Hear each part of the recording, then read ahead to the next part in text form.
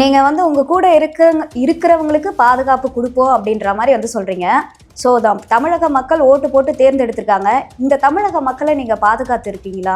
நான் இவங்கள பாதுகாத்தாலே தமிழக மக்களை பாதுகாத்தா தானே அர்த்தம். தமிழக மக்கள் என்ன புதுசாக எங்கே இருந்தால் அமெரிக்காவில் இருந்தால் இங்கே வந்திருக்காங்க. ஆனால் உங்களுடைய ஆட்சியில் வந்து நிறைய பாலியல் வன்கொடுமை நடக்கிறது, ஆணவ கொலை நடக்கிறது, இந்த மாதிரி நிறைய விஷயங்கள் வந்து பாலியல் சீண்டலை பற்றி நான் வந்து பல ஊடகங்களில் பேசிட்டேன். இனியும் என் வாயை பிடிங்கி காயப்படாது.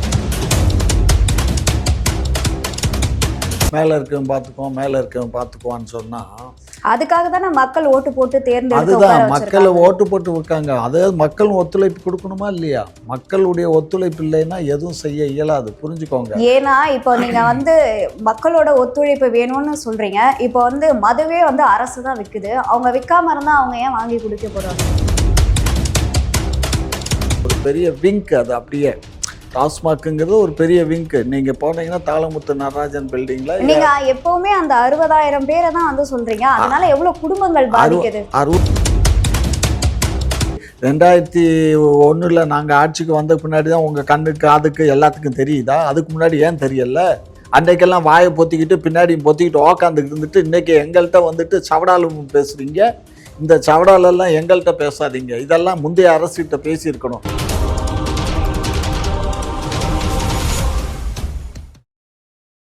குக்கு செய்தி நேயர்களுக்கு வணக்கம். இன்றைய நிகழ்ச்சியின் சிறப்பு விருந்தினர் திமுகவின் மூத்த முன்னோடி முனைவர் காமாட்சி நாயுடு அவர்கள். வணக்கம் ஐயா. வணக்கம். இப்போ வந்து தேமுதிகவுடைய பொதுச் செயலாளர் பிரேமலதா அவர்கள் வந்து சுற்றுப்பயணம் மேற்கொண்டிருக்காங்க. அதாவது உள்ளம் தேடி இல்லம் நாடி அப்படின்ற சுற்றுப்பயணம் மேற்கொண்டிருக்காங்க. அதில் என்ன பேசியிருக்காங்க அப்படின்னா, அதாவது சட்ட ஒழுங்காக கையில் வச்சிருக்கக்கூடிய அண்ணன் ஸ்டாலின் அவர்கள் வந்து அதை சரி செய்யணும், இரும்பு கரம் கொண்டு சரி செய்யணும் அப்படின்னு வந்து சொல்லியிருக்காங்க. ஸோ இதை எப்படி பார்க்குறீங்க நீங்கள்? இப்போ வந்து அண்ணன் அப்படின்னு வந்து சொல்லியிருக்காங்க. இதனால எல்லாரும் என்ன சொல்றாங்கன்னா, பிரேமலதா அவர்கள் திமுக பக்கம் மொத்தமா சாஞ்சிட்டாங்க, ஸோ அண்ணன் சொல்லியிருக்காங்க அப்படின்லாம் பேசிட்டு வராங்க. இது எப்படி பார்க்குறீங்க? அதாவதுமா, இந்த மக்களுக்கு நாக்கில் எலும்பு இல்லை, சரியா? அதனால எதை வேணாலும் அவங்க பேசுவாங்க. என்னுடைய மாப்பிள்ளை திரு கேப்டன் அவர்கள் இறந்தபோது அவருக்கு முதல் மரியாதை செய்ததே தமிழக முதலமைச்சர் மாண்புமிகு மு.க. ஸ்டாலின் அவர்களும் அமைச்சர் பெருமக்களும் தான். அதே போன்று கூட்ட நெரிசல் அதிகமாக இருக்குங்கிற காரணத்தினால இங்கேருந்து எங்கள் கேப்டனுடைய ஆஃபீஸ் தலைமை அலுவலகத்திலேருந்து அங்கே எடுத்துகிட்டு போய் அங்கே இதில் கொண்டு போய் கிரவுண்டில் வச்சு காலையிலேருந்து மாலை வரையும் எல்லோரும் அதுக்கப்புறம் அங்கேருந்து ஊர்வலமாகவே எடுத்து கொண்டுட்டு வந்து மறுபடியும் இங்கே வச்சு மறுநாள் காலையில் தகனம் பண்ணாங்க. அப்போ பண்ணும்போது எல்லா அமைச்சர் பெருமக்களும் முதலமைச்சர் முதற்கொண்டு எல்லாம் வந்து தான் அந்த இறுதி மரியாதை செலுத்தப்பட்டு 21 குண்டுகள் முழங்க அவருக்கு இறுதி மரியாதை செலுத்தப்பட்டது. அப்படியெல்லாம் வந்து நாங்கள் வந்து இருந்து பண்ணியிருக்காங்க, சரியா? அதை வந்து எந்த ஒரு மனிதனாலையும் மறுக்க இயலாது. அப்போ அவர் வந்து ஒரு அன்றைக்கு வந்து தன்னுடைய மாப்பிள்ளையாகவும் அதே மாதிரி அதை தன்னுடைய சகோதரியாகவும் நினைச்சு தான் வந்து அன்றைக்கு முதலமைச்சர். ஆனால் விஜயகாந்த் அவர்கள் இருந்த வரைக்கும் வந்து திமுகவை எதிரியா தானே பார்த்துட்டு இருந்தாங்க. அப்படி சொல்றது தப்பு. அப்படியெல்லாம் கிடையாது. அவர் வந்து கலைஞரோட நெருங்கிய உறவில் தான் இருந்தார், எனக்கு தெரியும். அதே மாதிரி ஸ்டாலின் அவர்களோட தனி பாசத்தில் அன்பில் அவங்க எல்லாம் கைபேசியில் எல்லாம் பேசிக்கிட்டு தான் இருந்தாங்க. அதெல்லாம் மறுக்க இயலாது. அரசியல்னு வரும்போது அந்த நேரம் வந்து திமுக கூட்டணிக்கு வருவார்னு எதிர்பார்த்துக்கிட்டு இருந்தோம். அந்த காலகட்டத்தில் வந்து ஜெயலலிதா அம்மா வந்து பெரிய ஆஃபர் கொடுத்தாங்க. ஏன்னா நிறைய பேருக்கு தெரியாது, அன்றைக்கு நானும் என்னோட பொதுச் செயலாளர் நாங்கள் அப்போ கட்சி நடத்திக்கிட்டு இருக்கோம். நாங்கள் 2 பேரும் வந்து அவருடைய விஜயகாந்துடைய மைத்துனருடைய கிளப்பு லீ கிளப்னு ஒன்று இருக்குது. அந்த கிளப்பில் நாங்கள் உட்காந்து பேசிகிட்டு இருக்கோம்.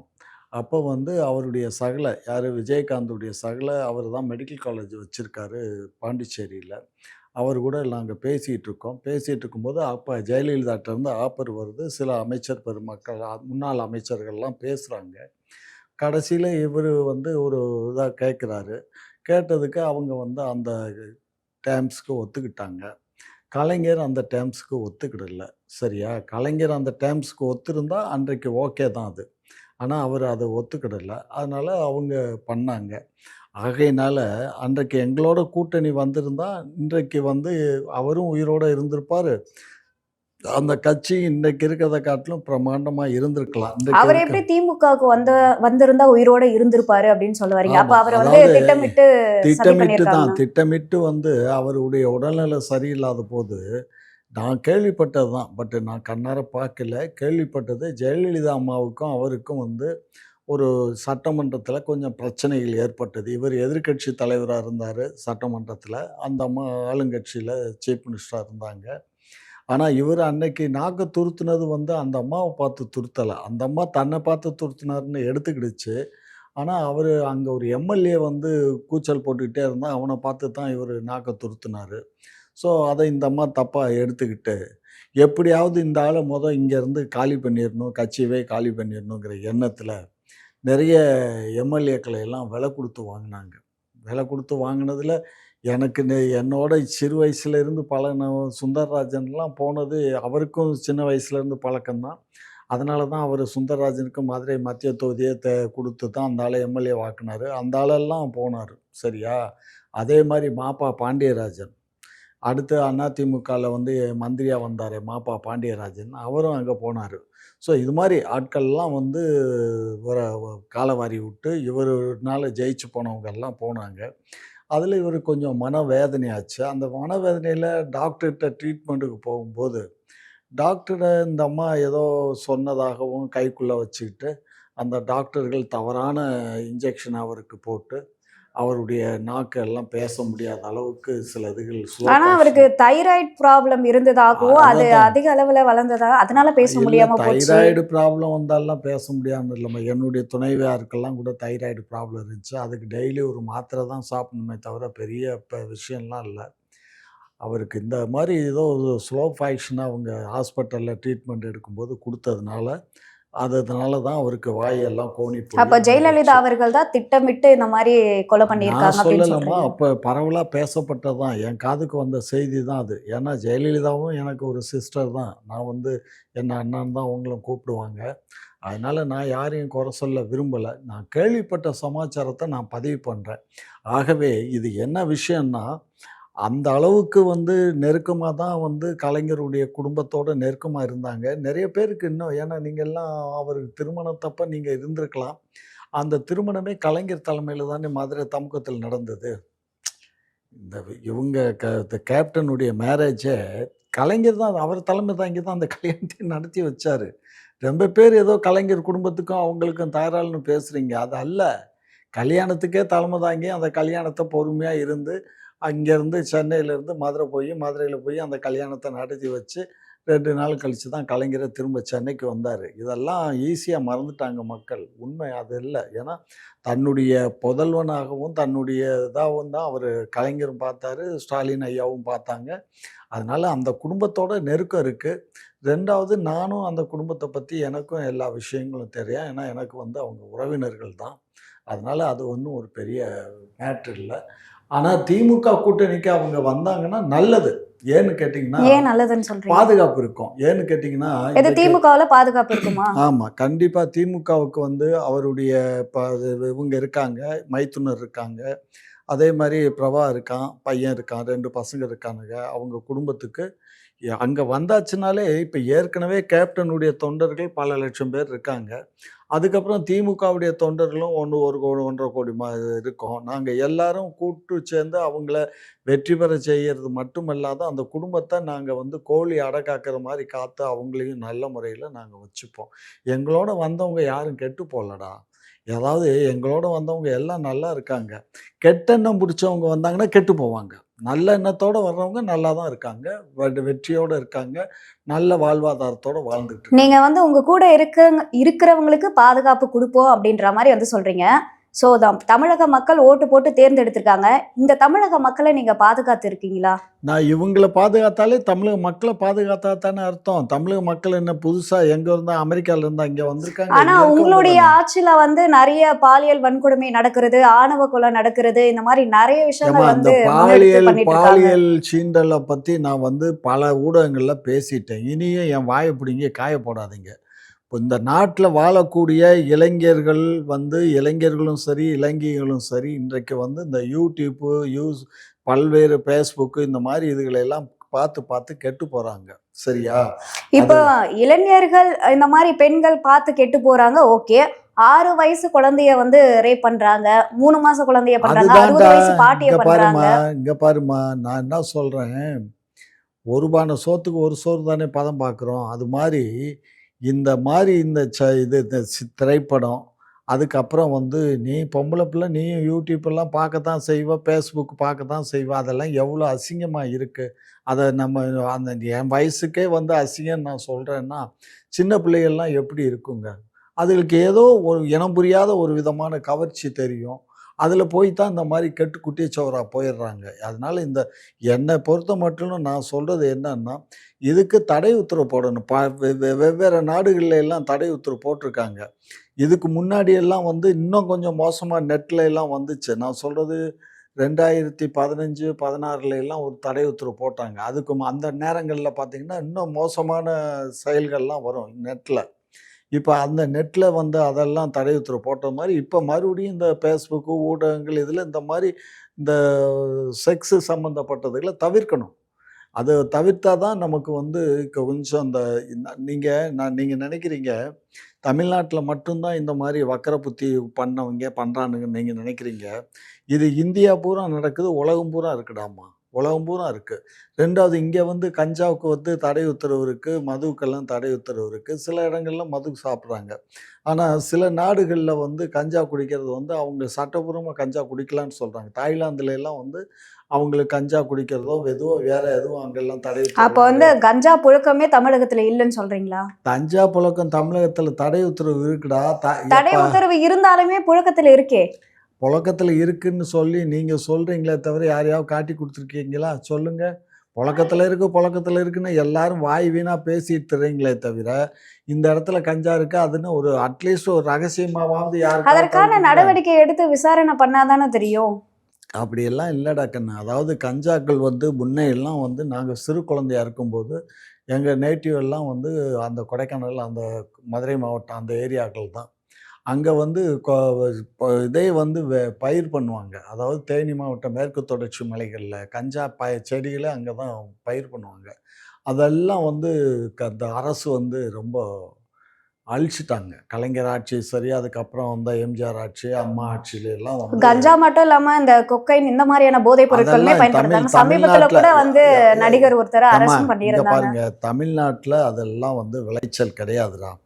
எல்லாமே இப்ப வெளி மாநிலங்கள்ல, வெளிநாடுகள்ல இருந்து தான் இங்க சரக்காகுது.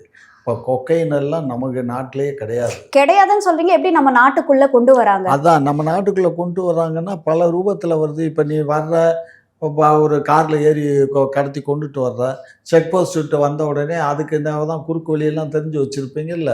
அதெல்லாம் விசாரணை பண்றதுக்காக தான் அங்க அதெல்லாம் காவலர்களை நிக்க விசாரணை பண்ணி வைக்கிறாங்க. பண்ணித்தானே பிடிக்கிறாங்க. இப்ப பாருங்க, டெய்லி பேப்பரை பாருங்க. எல்லா பேப்பர்லயும் வர்றதில்ல. தினகரன் பேப்பரை பாருங்க. அதே மாதிரி இந்த இது இருக்க நம்ம ஹிண்டு தமிழ் பத்திரிக்கை, ஹிண்டு பேப்பர்ல எல்லாம் பாருங்க. கொக்கைனும் சரி, கஞ்சாவும் சரி, கிலோ கணக்கா பிடிச்சிக்கிட்டு தான் இருக்காங்க. ஒன்றிய அரசும் அதை செய்யுது, மாநில அரசும் செய்யுது. அதனால எல்லாம் பிடிபடாமல் இல்லை, பிடிக்க தான் செய்கிறாங்க. திருடனை பார்த்து திருந்தா விட்டால் திருட்ட ஒழிக்க முடியாதுன்னு புரட்சி தலைவர் அன்றைக்கே பட்டுக்கோட்டையார் எழுதின பாட்டுக்கு வாயச்சார். அது மாதிரி இங்கே இருக்க மக்களும் ஓரளவுக்கு திருந்தணும்டா. அதாவது எல்லாத்தையும் அரசு பார்த்துக்கிறோம் அப்படின்னு அந்த ஒரு திரைப்படத்தில் சொல்லாம பாரு, மேலே இருக்கவன் பார்த்துக்குவான், மேலே இருக்கவன் பார்த்துக்குவான்னு சொன்னால், அதுக்காக தானே மக்கள் ஓட்டு போட்டு தேர்ந்தெடுத்து அதுதான் உட்கார மக்கள் வச்சிருக்காங்க. ஓட்டு போட்டு இருக்காங்க. அதாவது மக்களும் ஒத்துழைப்பு கொடுக்கணுமா இல்லையா? மக்களுடைய ஒத்துழைப்பு இல்லைன்னா எதுவும் செய்ய இயலாது, புரிஞ்சுக்கோங்க. ஏன்னா இப்போ நீங்க மக்களோட ஒத்துழைப்பு வேணும்னு சொல்றீங்க. இப்போ மதுவே அரசு தான் விக்குது. அவங்க விக்காம இருந்தா அவங்க ஏன் வாங்கி குடிக்க போறாங்க? ஏம்மா நீ மதுன்னு சொல்றீங்க. இந்த மதுவை நாங்கள் எங்கள் ஆட்சியில் கொண்டு வந்துட்டு நாங்கள் வேண்டான்னு சொல்லி நாங்கள் மூடிட்டோம், புரிஞ்சுக்கோங்க. நீங்கள்லாம் பிறக்கிறதுக்கு முன்னாடியே மதுக்கடை வந்துச்சு. வந்ததை நாங்கள் மூடிட்டோம். அதுக்கப்புறம் ஆட்சிக்கு வந்த புரட்சித் தலைவர் 77க்கு அப்புறம் எம்ஜிஆர் ஆட்சி காலத்தில் தான் சாராய கடை தான் திறந்தார். அவர் கூட அந்த சீமை மது கொண்டு வரல, சாராய கடையை தான் திறந்தார். அதுக்கு காரணமும் இருந்துச்சு. ஏன்னா எம்ஜிஆர் மேலேயும் பழி சொல்ல இயலாது. என்ன காரணம்னு கேட்டிங்கன்னா, அப்போ கிருஷ்ணகிரி மாவட்டத்தில, சேலம் மாவட்டங்கள்ல எல்லாம் எங்க பார்த்தாலும் கொத்து கொத்தா கல்யாண வீடுகள்லயும், கேத வீடுகள்லயும் ஆட்கள்லாம் செத்துக்கிட்டு இருந்தாங்க. என்னடான்னா, இந்த நாட்டு சாராயம், கள்ள மதுக்கள குடிச்சா அது விஷமா கலந்து அதெல்லாம் இறந்தாங்க. இதெல்லாம் பார்க்கும்போது அத காவல்துறையால கட்டுப்படுத்த இயலாத அளவுக்கு இருந்துச்சு. ஆகையினால எம்ஜிஆர் என்ன பண்ணாரு, அமைச்சர் பெருமக்கள், மற்ற அதிகாரிகளை எல்லாம் அழைச்சு பேசி, ஸோ இத என்ன பண்ணலான்னு முடிவு பண்ணும்போது, நம்ம சாராய கடைய வந்து முறைப்படி நம்ம பெர்மிஷன் குடுத்துருவோம். நடத்தட்டும் அப்படின்னு சொல்லி தான் சாராய கடைக்கு பெர்மிஷன் குடுத்து, ஏலத்துல குடுத்து சாராய கடை நடத்துனாங்க. ஆனா இப்போ நீங்க ஆட்சியில இருக்கீங்க. இப்போ மூடணும்னு நெனச்சா மூடலாம் இல்லையா? ஏம்மா இதெல்லாம் வாய் வீணா பேசுறாங்கம்மா. முட்டாள்தனமான செய்தி. நீங்க ஒரு ஒரு இன்னைக்கு ஒரு மூடலாம் அப்படின்னு சொன்னா, எப்படி மூட முடியும்? ஒரு பஞ்சாலையில இருக்கா, ஒரு 3000 இப்போ பேர் வேலை மதுவால பார்க்குறாங்க. உங்களுக்காக நெறைய ப்ராஃபிட் வருது அப்படின்றதுனால அது தான அது நடத்திட்டு இந்த இருக்கீங்க. முட்டாள்கள் சொல்லக்கூடிய கணக்குடா. மதுவால வந்து எங்களுக்கு 40,000 கோடி வருஷத்துக்கு வருதுன்னா, அங்க வேலை பார்க்குற 60,000 பேருக்கு எவ்வளோ சம்பளம் போகுது? எவ்வளோ சம்பளம் போகுது? அதுக்கு அந்த கடை வச்சிருக்க இடத்துக்கு வாடகை, அதுக்குன்னு ஒரு டிபார்ட்மெண்ட்டு, அதுக்குன்னு ஒரு செக்ரட்டரி, ஒரு மேனேஜரு, அது ஒரு பெரிய விங்க் அது அப்படியே.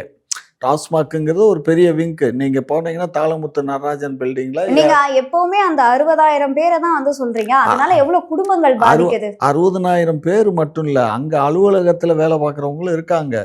நெறைய நபர்கள் வேலை பார்க்குறாங்க. எ குடும்பங்கள் கெட்டு போகுதுங்கிறத இல்லைன்னு நான் மறுக்கல. ஆனா, இத வந்து எம்ஜிஆர் காலத்துல கொண்டு வந்தாங்க.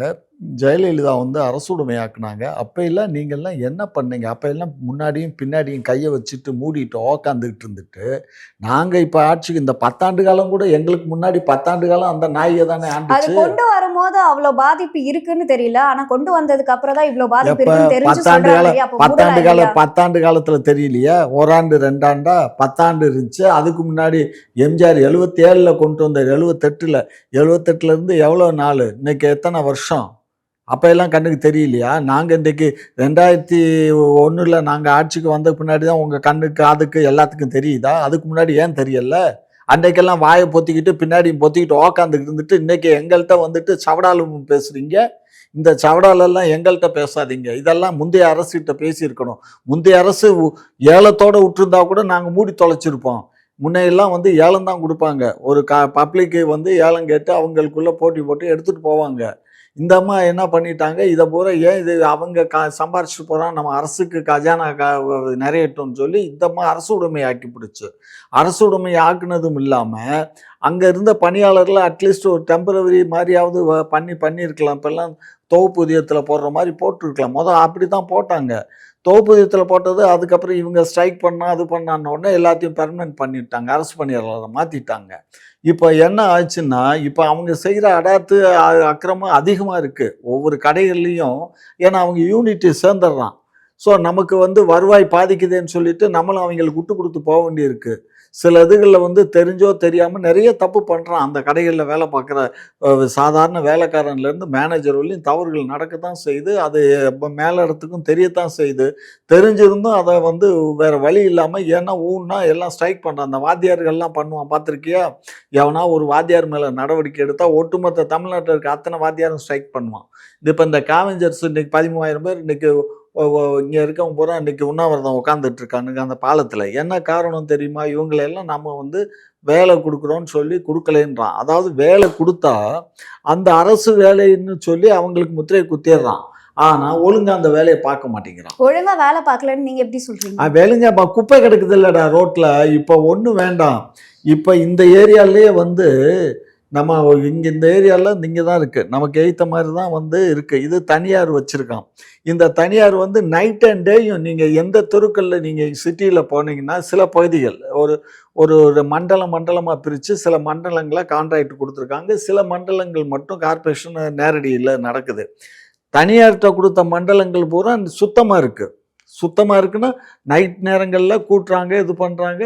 எப்ப பார்த்தாலும் நேத்தெல்லாம் 4 மணிக்கு நான் இங்கேருந்து போகையில இந்த குப்பை வண்டி மாட்டிக்கிட்டான்.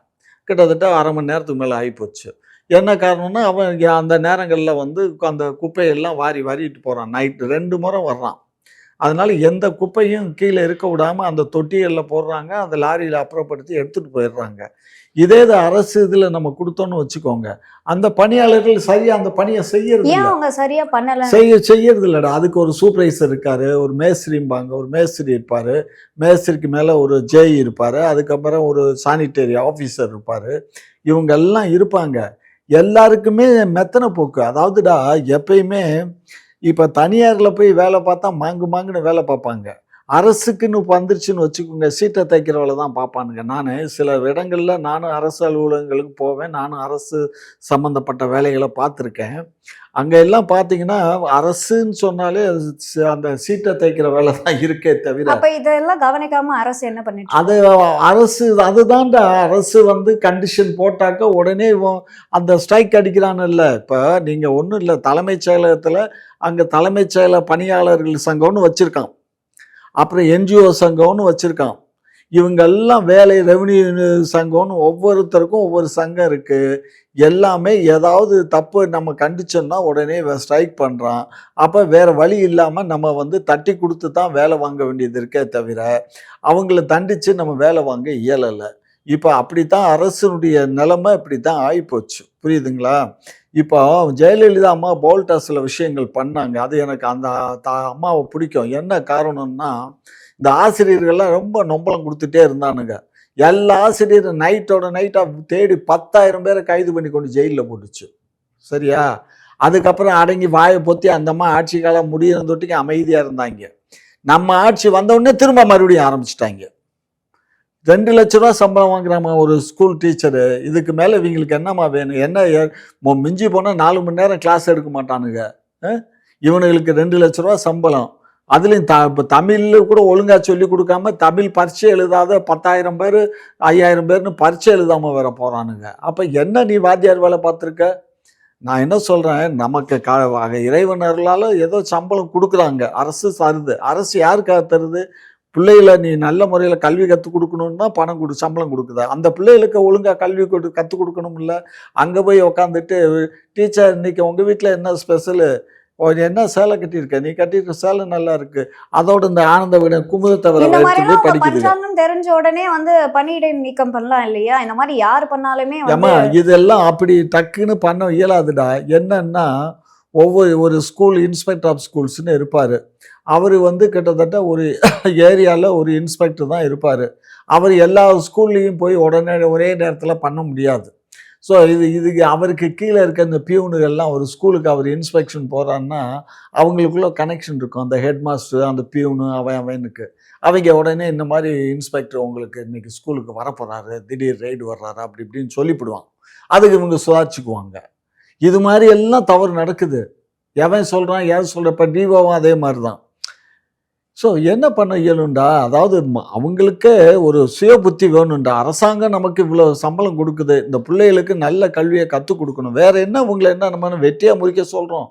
நல்ல முறையில் பாடத்தை வீட்டில் நீ கதை பேசு, குமுதத்தைப்படி, ஆனந்த விடனப்படி, மொபைலை வச்சுக்கிட்டு ஸ்கூலுக்கு வரக்கூடிய டீச்சர்ஸ் மொபைல் இருக்கக்கூடாதுன்னு சொல்லணும். இப்ப அரசு பள்ளி ஆசிரியர்கள்லாம் சரியான முறையில பாடம் எடுக்கிறது கிடையாது, 100க்கு 100 செய்யறது இல்லைன்னு சொல்றீங்க. 2 லட்ச ரூபா சம்பளம் வாங்கிக்கிட்டு நீ நடத்த மாட்டேங்கிற. வெறும் 20,000 ரூபா, 15,000 ரூபா, 20,000 ரூபாய்க்கு தனியார் பள்ளியில் வேலை பார்க்குறவங்களுக்கு அவ்வளோதான் சம்பளம். தனியார் பள்ளியில் வேலை பார்க்குறவங்க யாருக்குமே கவர்மெண்ட் சேலரி கிடையாது. நம்ம தொகுப்பூதியமாவது அதிகமாக கொடுக்குறோம். அந்த தொகுப்பூதியத்துக்கு கம்மியான சம்பளம். மேக்சிமம் 15 இல்லைன்னா 20 ரூபா, அவ்வளோதான். யாருக்கு? பிஎட் அசிஸ்டண்ட்டுக்கு பிஜி பண்ணவங்களுக்கே 20,000 ரூபா தான் சம்பளம். சரிங்களா? அந்த சம்பளத்துக்கு அவங்க ஒவ்வொரு சப்ஜெக்ட் வாரியாக மாதம் ஒரு தடவை ரெவியூ பண்ணுறாங்க. அந்த ஸ்கூல் ஹெட் மாஸ்டர் ரெவியூவில் கம்மியாக இருந்ததுன்னா அவங்கள பிடிச்சி தாளிக்கிறாங்க, இல்லைன்னா போன்னு பற்றி விட்டுறாங்க. அது மாதிரி நம்ம பண்ண இயலலை. புரிஞ்சதுங்களா? இதுதான் நமக்கும் அவங்களுக்குள்ள வித்தியாசம். குறைவான சம்பளம், நிறைவான கல்வி தனியார்கிட்ட இருக்குது. ஆனால் அதிகமான சம்பளம், குறைவான கல்வி நம்மகிட்ட இருக்குது. அப்போ இது யாருடைய மிஸ்டேக்கு? அரசனுடைய மிஸ்டேக்குன்னு நீங்கள் சொல்லுவீங்க. அரசு மட்டும் இதை பாதுகாக்க இயலாது. அரசுல பணி செய்யக்கூடியவங்களும் அதை செய்யணும், உணர்ந்து செய்யணும். அதுதான் விஷயம். இப்போ திமுக ஆட்சியில சட்ட ஒழுங்கு கரெக்டா இருக்கு அப்படின்னு சொல்றீங்க. நேத்திக்கு கூட பாத்தீங்க அப்படின்னா ஒரு பாதுகாவலர், அதாவது ஒரு காவலரை வெட்டி கொன்னு இருக்காங்க. ஏம்மா இதெல்லாம் வந்து ஒரு எஸ்ஐ அவர் சண்முகம் நல்ல மனுஷன்னு கேள்விப்பட்டேன். அவரும் ஒரு கான்ஸ்டபிளுக்கும் ஃபோன் வருது. இந்த மாரி இங்க தாராள் நடக்குது அப்படின்னு. ஸோ தாராள் நடக்குன உடனே அவங்க அங்கேருந்து போறாங்க. போய் பார்க்கறதுக்கு போறாங்க. போய் பார்த்து அவங்கள கூப்பிட்டு ஏப்பா இது பண்ணுறீங்கன்னு விசாரிச்சுக்கிட்டு இருக்கும்போதே, ஒரு அப்பாவும் மகனும் சேர்ந்து அருவாள் எடுத்து இவர வெட்ட ஓடியார்றாங்க. இவரு ஓடுறாரு. ஒரு ஃபர்லாங் ஓடுறாரு. ஓட ஓட விரட்டி 100 மீட்டருக்கு மேல போய் விரட்டி போய் 4, 5 இடத்துல வெட்டி ஸ்பாட்லயே இறந்து போயிடுறாரு. இப்போ ஸோ இத வந்து இதெல்லாம் என்ன வந்து சொல்ல வராங்கன்னா, இதெல்லாம் இப்போ இந்த லாக்அப் டெத் எல்லாம் மறைக்கிறதுக்காக திமுக அரசே நடத்தப்பட்ட ஒரு நாடகம் இது இது அப்படின்ற மாதிரி எல்லாம் இன்னும் சொல்றாங்களே. சொல்லப்போனா, எங்க தலைவர் தான் இந்த மாரி பண்ண சொன்னாருன்னு சொல்லுவீங்க. அதாவது அறிவுங்கிறது இருக்காது, நாக்குல நரம்பு இருக்காத சனியனுங்க பேசக்கூடிய பேச்சு. இதெல்லாம் நீங்க பேசாதீங்க. நாங்க அந்த அவர வெட்டிட்டாங்களேன்னு காவல்துறை ஒட்டுமொத்த காவல்துறைக்கே வந்து அசிங்கம் இது, கேவலம். இந்த காவல்துறை வந்து தடி எடுத்து அடிச்சா அடிக்கிறாங்கிறீங்க. அடிக்கலைன்னா இந்த மாரி செய்றான். இதெல்லாம் எந்த அளவுல ஏற்புடையது? யோசிச்சு பாருங்க. அவைங்க அப்ப இதெல்லாம் சட்ட ஒழுங்கு சீர்கெட்டு இருக்குன்னு தானே அர்த்தம். ஒரு சட்ட ஒழுங்கு காவலரை வந்து வெட்டுற அளவுக்கு எங்க இருந்து தைரியம் வந்தது? தைரியம் வரும்ல. நான் என்ன சொல்றேன், அவன் தான் தைரியமா தானே வெட்டுறான். அதாவதுமா அப்ப வெட்டுறவன் என்ன சட்டம் வந்து தண்டிக்கல ஏம்மா அவங்க? இதுக்கு சட்டம் ஒழுங்கு இல்லடா. தைரியங்கிறது எப்படின்னு கேட்டீங்கன்னா, அதாவது ஒரு அந்த நேரத்துல, நிமிஷத்துல ஏற்படக்கூடியது தான்.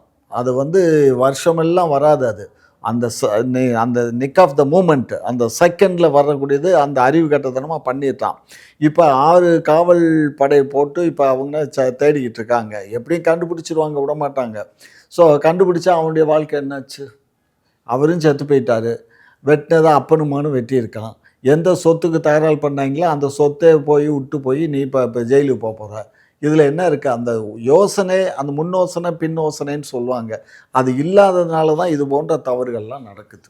அப்போ வந்து மக்கள் மேலதான் தப்புன்னு சொல்ல வரீங்க. சோ அவங்க தான் திருந்தணும், தமிழக அரசு கரெக்டா தான் இருக்குன்னு சொல்றீங்களா? அரசு அதனுடைய பணியை அது பாட்டுக்கு தாண்டா செய்யுது. மக்கள் வந்து தங்களை தானே கொஞ்சம் திருத்தி கொள்ளணும்.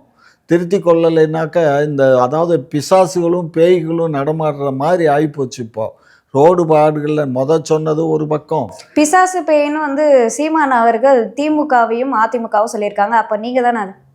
அதாவது சீமான் வந்து எப்படின்னு கேட்டிங்கன்னா, அவர் சினிமா டயலாக் எழுதினவர். இப்போ எங்கள் கலைஞர் இருந்தார்னு வச்சுக்கோங்க, எங்கள் அவர் ஐயா அவர் இருந்தார்னா 100 சீமானுக்கு கதை வசனம் எழுதுவார். சரியா? இப்போ அவரெல்லாம் இல்லை. அதனால் இவர் அதாவது ஒரு பழமொழி சொல்லுவான், சின்ன குழந்தைகள் வந்து தட்டைக்காட்டில் பந்து விளையாடுமா, அதனுடைய எஃபெக்ட் என்னன்னு தெரியாது. தட்டைக்காடுன்னா கேள்விப்பட்டிருக்கேன்? தெரியாது. நல்ல கருது எல்லாம் விளைஞ்சு போயிருக்கும். உயரமாக இருக்கும். 5 அடி 6 அடி உயரம் இருக்கும். அதை கீழே அறுத்துருவாங்க. அது ஒரு 1/2 அடி 1 அடி மொட்டாக இருக்கும். அந்த மொட்டு காட்டில் போய், தோட்டத்தில் போய் பந்து விளையாண்டா எப்படி இருக்கும்? அது அந்த ஈக்கையெல்லாம் குத்துச்சுன்னு சொன்னால் கிழிச்சிரும். சரியா? அது மாதிரி இப்போ இவர் எங்களை பேசுகிறாரு. இது அவரைத்தான் கிழிக்கும், அவரைத்தான் பண்ணும். எல்லாமே இது அவருக்கு தான். கொஞ்ச நேரத்துக்கு முன்னாடி கூட சில விஷயங்கள்லாம் கேட்டிருப்பீங்க. இன்றைக்கு வந்து அரசியலில் வந்ததில் இன்னுமே வந்து எந்த தேர்தலையும் சந்திக்கலை. அவங்களே வந்து ஏதோ முதலமைச்சரானது மாதிரியும் இந்த அரசியல்னா என்னன்னே அரிச்சோடியே தெரியாத ஒரு நபர். எப்படி அவங்களுக்கு அரசியல்னா என்னன்னே தெரியல அப்படின்னு சொல்றாங்க? ஆமாடா கண்ணு, அரசியல் அவங்க வந்து திரைப்படத்தில் நடிக்கிறதுக்கே அவங்களுக்கு டைம் பத்தலை. அது கால் ஷீட்டு கொடுத்து தான் போகிறாங்க. அதுக்கப்புறம் அவங்களுக்கு வந்து இத்தியாதி எல்லாம் இருக்கும். அதில் அவங்க நேரம் போயிடும். அவங்க இந்த அரசியலோ மக்களை பற்றியெல்லாம் சிந்திக்கிறதுக்கு நேரம் இருக்காதுடா. இப்போ உங்களை போன்றவங்க எழுதி கொடுக்குறத வச்சுக்கிட்டு பார்த்து பேசத்தான் முடியுமே தவிர, மனப்பூர்வமாக உள்ளார்த்தமாக இப்போ அரசியல்னால் இப்போ நான் சொல்கிறேன்னே, இப்போ அவர் அந்த இது பேசும்போது நான் சொல்கிறேன். இப்போ வந்து மாஞ்சோலை சமாச்சாரத்துக்கு அந்த 18 பேரை நான் வந்து துப்பாக்கியில் சுடலை, பெரம்பால் அடித்து தான் தண்ணிக்குள்ளே விழுந்து தான் செத்து போயிட்டாங்கன்னு சொல்கிறேன். அதுக்கு நானே உண்ணாவிரதம் உட்காந்தேன். அதுக்கே நான் யார் கூட உண்ணாவிரதம் உட்காந்தேன்னு எல்லா விட்னஸை காட்டுறேன். இது மாதிரி ஒரு அரசியல் ஞானம் வேணும் இல்லைடா செல்லம். சும்மா எடுத்தோங்க அவிழ்த்தோன்னு எதையுமே பேசிட முடியாத. 2021 நான் முதலமைச்சர் ஜெயலலிதாவுக்கு ஆதரவு கொடுத்தேன். எவ்வளோ பண்ணினேன், எப்படி பண்ணினேங்கிறது தமிழகத்து மக்களுக்கு தெரியும். ஒரு 50-60 வயசு உள்ளவங்களுக்கு பூரா காமாட்சி நாயுடுனா யாருன்னு தெரியும். இன்றைக்கி பிறந்தவங்களுக்கெல்லாம் என்னை பற்றி என்ன தெரியும் சொல்லுங்கள்? இந்த ஊடகத்தில் பேசுகிறது தான் தெரியும். யூடியூப்பில் பார்க்கறதுனால ஏதோ காமாட்சி நாயுடு ஜோக் அடிக்கிறாருன்னு பார்த்துட்ருப்பீங்க. நான் ஒரு அரசியல்வாதிங்கிறது தெரியாதுல்ல.